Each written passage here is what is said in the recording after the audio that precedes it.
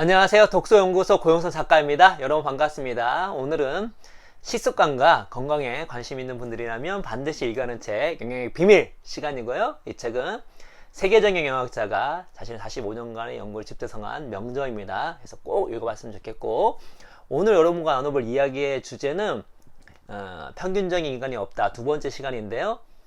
우리는 다르다. 어디 다르냐? 유전자 수준에서, 단백질 수준에서, 우리가 안에서 분비하는 대사체 수준에서 우리는 완전히 다를 수밖에 없다 라는 것들에 대해서 한번 책에 있는 내용으로 알아보도록 하겠습니다.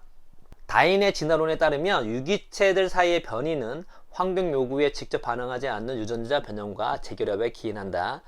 하나의 종이 나타나면 1000만 년에서 2000만 년 이상 살아남는다. 얼룩다람쥐는 얼룩다람쥐고, 사슴은 사슴이며, 곰은 곰이고, 퓨마는 퓨마, 사시나무는 사시나무다. 하지만 환경은 끊임없이 변한다. 지난 100만 년 동안 빙하 시대가 점차 심화하는 와중에 빙하기와 간빙기가 주기적으로 되풀이되었다. 북반구의 얼음층은 4만 년에서 10만 년을 주기로 확장과 축소를 반복했다. 수백만 년의 생활 동안 식물과 동물의 서식지까지 바꿔놓은 거대한 기후변화 속에서 어떻게 하나의 종은 존속하면서 개체가 진화할 수 있을까?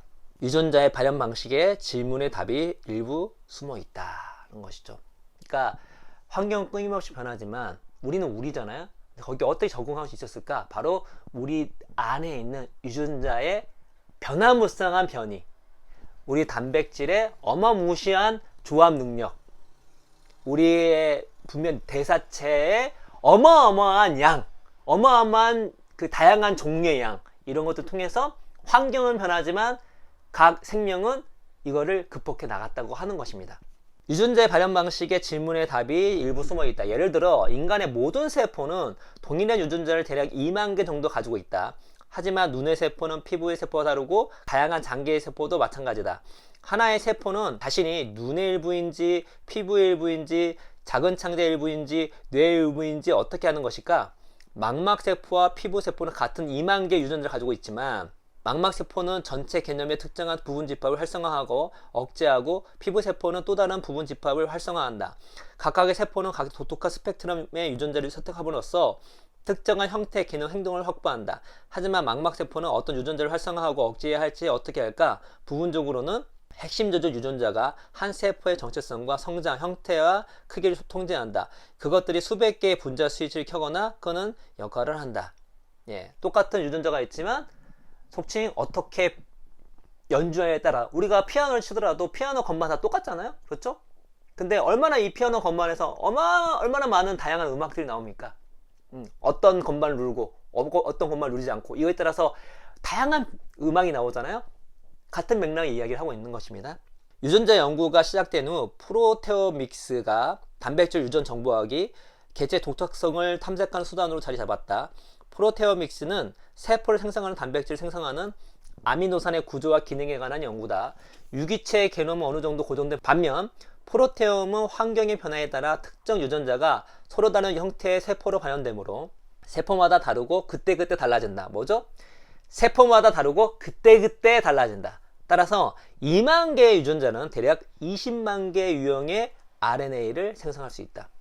각각의 RNA 가닥은 20만 개까지의 단백질을 암호화한다.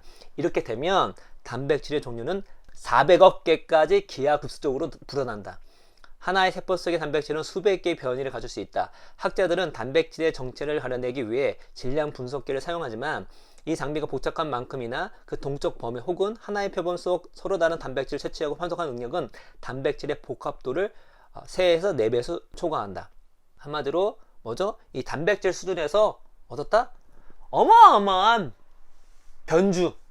변화가 우리 안에 일어나고 있다. 이렇게 해서 2만 개 유전자는 20만 개 유형의 RNA를 생성하고, 이 RNA 가닥은 뭐죠? 그 단백질을 암호화하는데 그 단백질의 종류가 400억 개까지 기하급수 늘어난다 하는 것이죠. 그러니 우리가 같을 수가 없겠죠? 여러분과 저와 같겠습니까? 이렇게 다른데 세포 단위에서, 단백질 수준에서. 또 나옵니다. 개체의 독창성이 발현되는 또 하나의 통로는 대사체이다. 대사체학은 세포, 조직, 장기, 유기체 대사 물질에 대한 세포 과정을 연구하는 분야이다.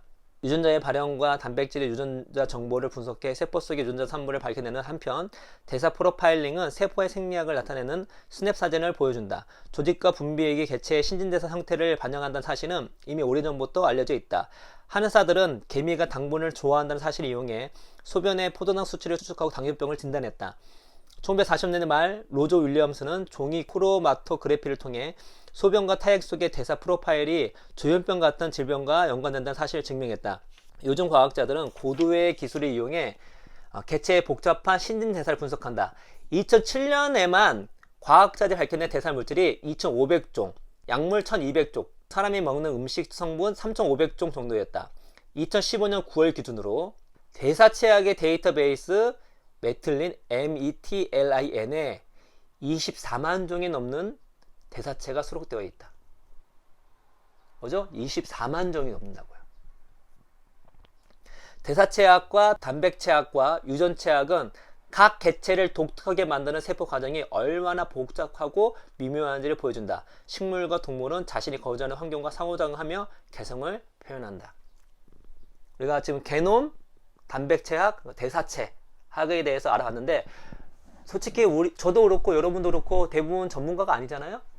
그렇죠? 그래서 여기에 대한 티대까지 우리가 다시 이해하기는 힘들고 알 수는 없습니다.